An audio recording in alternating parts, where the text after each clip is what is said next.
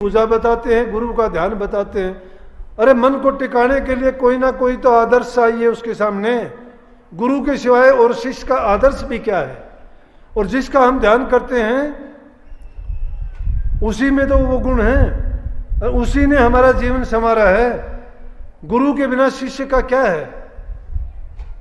मेरे से पूछ के देखो कि गुरु की महिमा क्या है। काणी कोडी किसी कर्म के नहीं थे, हर प्रकार के पाप कर्मों में लिप्त थे। दुनियादारी की सारी चीजों के गंदे मंदे ओछे जो भी बुरे कर्म थे सब किए, और करते रहते। कितने दिन तक करते ये पता नहीं, करते करते जिंदगी भी कभी की खत्म हुई होती। लेकिन गुरु ने इसको दिशा दी, गुरु ने वो नाम रूपी दौलत बख्श दी। उसके कारण अज्ञान मिटा, ज्ञान आया कि मनुष्य जीवन का महत्व है कुछ। नाम के द्वारा इसको सुधारा जा सकता है, पाप कर्मों को मेटा जा सकता है। जन्म जन्मांतर की आदि व्याधि और उपाधि तीनों प्रकार के दोषों से मुक्त हो जाते हैं। लेकिन हम तो ये सोचते हैं कि भाई कि मेरा ये नहीं हुआ, मैंने नाम लिया था, लड़के को नौकरी नहीं मिली, मैं गुरु को नहीं रखता, गुरु छोड़ दिया। छोड़ दे गुरु को, गुरु ने नुकसान किया क्या? गुरु ने अगर तुम्हारा कोई नुकसान किया हो, एक दिन भी गुरु की तरफ मुंह करके ना देखो। गुरु से बढ़ के शिष्य का कोई हितकारी नहीं है। गुरु हर प्रकार से शिष्य की रक्षा सुरक्षा करता है। जब गुरु को वो आसपास फटकने ही नहीं देता, ना मन में रखता है ना ख्याल में रखता है। इसीलिए स्वामी जी महाराज ने लिखी है कि गुरु को ऊपर ऊपर गाता, गुरु को दिल भीतर नहीं लाता।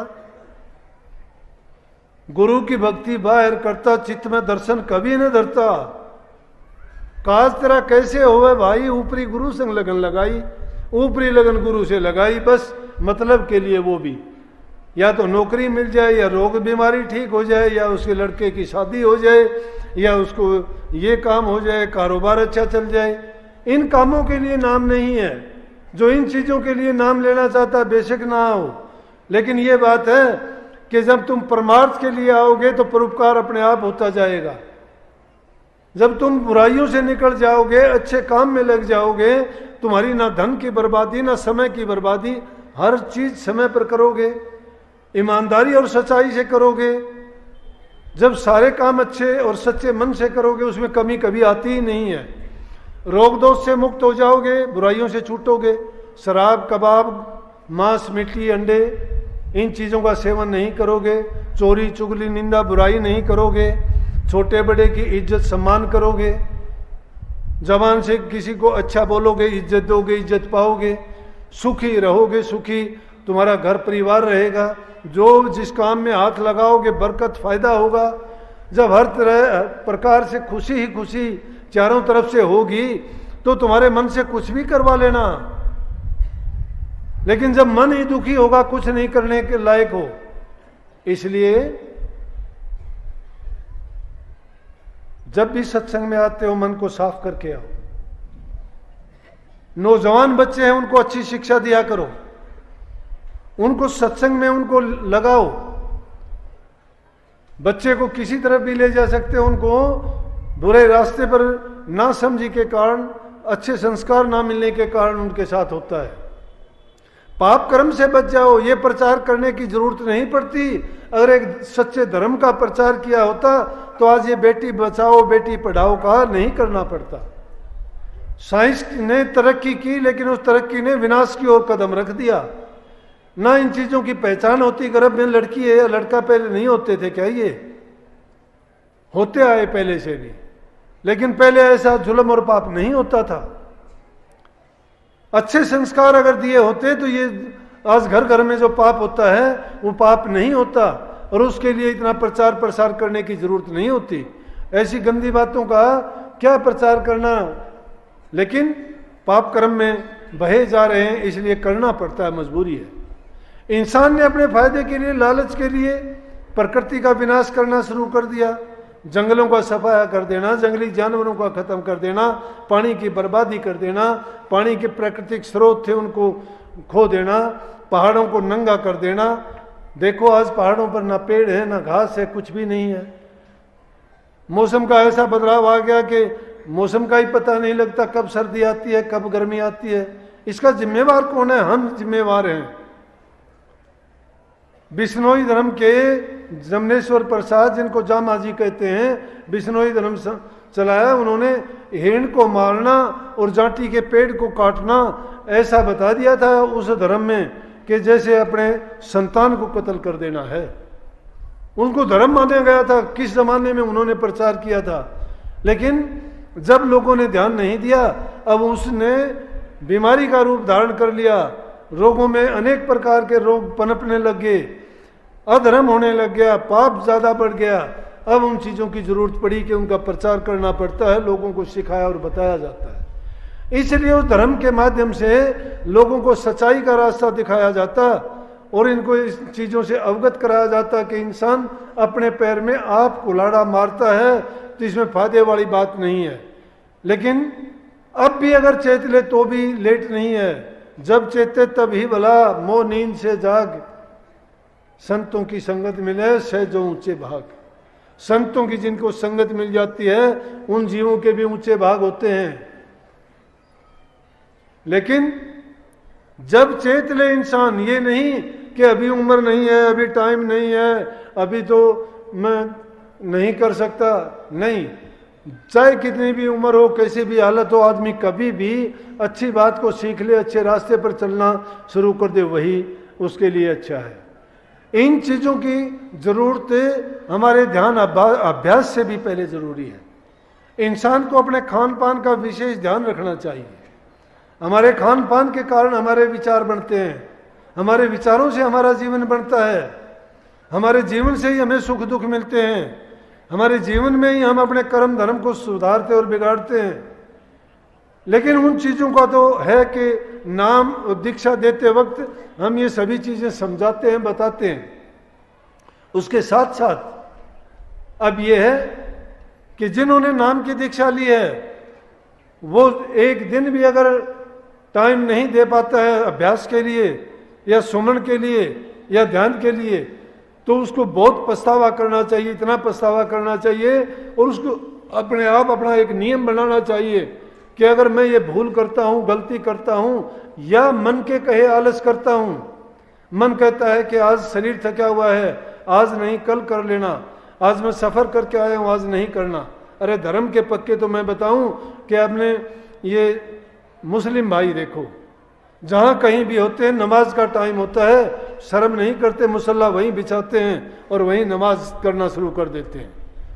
तुम क्या धर्म के पक्के हो? हर प्रकार के ठाट बाट खान पान के सारे गुलाम हैं, इंद्रियों और रस के भोगी बन के तुम नाम को बिसारते हो। नाम बिसारा बावड़े अचरज किया कौन, तन माटी मिल जाएगा नो आटे में नोन। तुमने भक्ति को ही बिसार दिया, नाम को ही छोड़ दिया। और अचरज वाली बात कौन सीखी है? खान पान तुमने नहीं छोड़ा, बुराइयां तुमने नहीं छोड़ी, खोटे कर्म तुमने नहीं छोड़े, नाम को भूल गए। किस लिए भूल गए नाम को? आदमी को कहना चाहिए कि अगर नाम ही भूल गया तो मेरे जीने का भी मुझे अधिकार नहीं है, क्या करूंगा मैं जी के? वो नाम के लिए तो हम आए थे, इंसान का चोला इसीलिए मिला था। अगर उस नाम को ही बिसार दिया तो हमने कौन सी बड़ी बात कर ली? ये तन तो मिट्टी में मिलने वाला है, कुछ दिन के लिए चहचहाता है ये पक्षी, फिर नहीं बोलने वाला, चला जाएगा, ना उड़ता दिखाई देगा, इसके तो कदमों के निशान भी नहीं मिलेंगे, ढूंढे से पता भी नहीं मिलेगा, कोई याद भी नहीं करेगा। तो फिर क्यों ना ऐसा कर्म किया जाए कि जिसके कारण इसको जीवत समझो, जीवत बुझो, जीवत मुक्ति निवासा, मुए मुक्ति बतावे गुरुवा झूठा दे विश्वासा। जीते जी अगर तुमने ये काम नहीं किया है, ये दुनिया के चौचले 2 दिन के हैं, ये रस भोग रोग शोक सजावट दजावट तन की हैं, ये ख्याल खान पान अच्छी बातें मीठी बातें मन की हैं। रूह के लिए क्या किया है? रूह का क्या है इसमें? रूह के लिए कुछ किया हो तो बताओ। ये तो मिट्टी में मिलने वाली चीजों को सजा रहे हो, कुछ भी नहीं है। जो सजाने वाली चीज है उसको सजाओ। रूह को ताकत मिलेगी नाम से, और नाम का भंडार है गुरु के पास। तो हमेशा गुरु का ध्यान, गुरु का ख्याल, गुरु का वचन, गुरु की मर्यादा, गुरु के नियम और गुरु भक्ति का पालन करते चलो, तुम्हारा बाढ़ भी बाका नहीं होगा। अपने आप को लानत दिया करो जिस दिन भी चूक होती है। अपने आप को सजा दिया करो कि नाम नहीं तो रोटी भी नहीं, अगर नाम नहीं तो प्यास भी रोक लिया करो कुछ समय के लिए, मल मूत्र का भी त्याग कर दिया करो कि नहीं करेंगे, नहीं रोक सकते आप उसको। क्यों? नाम के लिए छूट है ना आपकी, इसीलिए नाम के लिए भी उतने ही कठोर हो जाओगे। नानक साहब से किसी ने सवाल किया कि नानक साहब नाम आपको कैसा लगता है? बोला नाम मुझे ऐसा लगता है जैसे अमली को अमल, अगर उसको 2 पल के लिए अमल नहीं मिले छटपटाने लगता है, प्राण त्यागने को हो जाता है, जिसको आदत पड़ जाती है। बोला मुझे अमल से भी ज्यादा नाम की नशा होता है, अगर वो मुझे नहीं मिलता है, मैं नहीं करता हूं तो मेरी जान निकलने को हो जाती है, प्राण निकल जाते हैं। इसीलिए संतों ने अनेक शब्द भी लिखे कि नाम अमल रस पीजिए हमारी एली, कि नाम का जो अमल रस है वो जब पीओगे तो तुम्हें जो आनंद मिलेगा वो आपको रूहानी आनंद मिलेगा, आत्मिक आनंद मिलेगा। और वो आनंद जब मिलेगा ना, ये संसार के आनंद रस फीके लगेंगे, ये कोई मायने नहीं रखते। इसलिए एकांत का समय निकालो, जरूर निकालो, चाहे थोड़े समय के लिए निकालो। निकालते हो उस वक्त में ऐसे हो जाओ कि किसी बात को मन में ना फटकने दो, संसारी चीज को किसी को नजदीक ना आने दो। दिमाग में आएंगी अनेक बातें, एकदम अपने आप को खाली करो, उनको खाली करके सिर्फ अपनी वृत्ति को सिर्फ नाम में जमाओ। और नाम को लेते अगर नहीं जमता है फिर भी, तो नाम को जोर जोर से लेना शुरू कर दो। एकांत अगर है, कोई नहीं है पास में, फिर जोर जोर से ऐसा करो कि विचलित कर दो उसको, मन को ऐसा विचलित करो कि जोर से बोलोगे उसको सोचने का मौका ही ना मिले कुछ। मन कहीं नहीं भटकेगा, आ जाएगा वहीं घूम फिर के। लेकिन शुरू में करता है, ये बहुत करता है, फिर भी करता है, शुरू में नहीं बाद में भी ये दाव चलाता रहता है। जब देखता है कि अब मेरा दाव चलेगा, उसी टाइम अपना डंक मार देता है। और इसका डंक जब लग जाता है फिर उस पर दूसरा ही संसारी रंग चढ़ जाता है। इसलिए नाम का सुमन जब करोगे तो उसमें अपनी मन की वृत्तियों को एकाग्र करके सिर्फ नाम में ही वृत्ति लगाओ। और नाम जब सामने होगा तो अपने आप को भी भूल जाओ, सिर्फ या तो नाम रहे या नाम ही रहे। नामी कौन है? गुरु है, गुरु से हमने नाम मिला है। गुरु के रूप का ध्यान और नाम में वृत्ति को टिका के जब तुम एकाग्रचित हो जाओगे तो आपको वो रस और वो आनंद प्राप्त होगा। 1 सेकंड 2 सेकंड के लिए भी उसमें आपको ठहराव मिल गया तो आपको इतनी एनर्जी, इतनी शक्ति और इतना ताकत मिलेगी कि उसकी उमंग आपको 24 घंटे तक उस नशे में मस्त रहोगे। इतनी खुशी मिल जाएगी कि भूले से भी कभी नहीं भुला पाओगे। और बार बार उसी आनंद को प्राप्त करने के लिए, उसी रस का पान करने के लिए भूख प्यास की भी परवाह नहीं रहेगी। आमी की बूंद ऊपर से आती है। योगी लोग तो अपनी जीभ को पलट के उल्टा ताड़ू में लगा लेते थे और वो आमी की रस जब उस ऊंचे धाम से नीचे की तरफ बह के आती थी उसी का पान करते थे।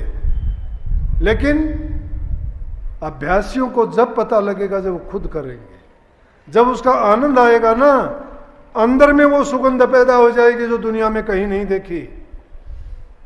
वो रस आपको अंदर में, उस अमृत रस जिसको बोलते हैं, अमी की धारा, अमी की बूंद जिसको बोलते हैं, वो धार रूप में जो बह के आती है, अमी की बूंद है, वही आपको शक्ति देती है। उसी से हमारे विकार मिटते हैं, उसी से हमारी शरीर में नई शक्ति का संचार होता है, जिससे इंसान के चेहरे की कांति, शरीर की ताकत और मन कमजोर और रूह उसकी बलवान बनती है। जिसके कारण मन जो सोचता है उसकी नहीं चलती, फिर बुद्धि और विवेक काम करते हैं। बुद्धि और विवेक से जो काम किया जाता है वो कभी भी नुकसानदायक नहीं बल्कि वो फलदायक बनता है।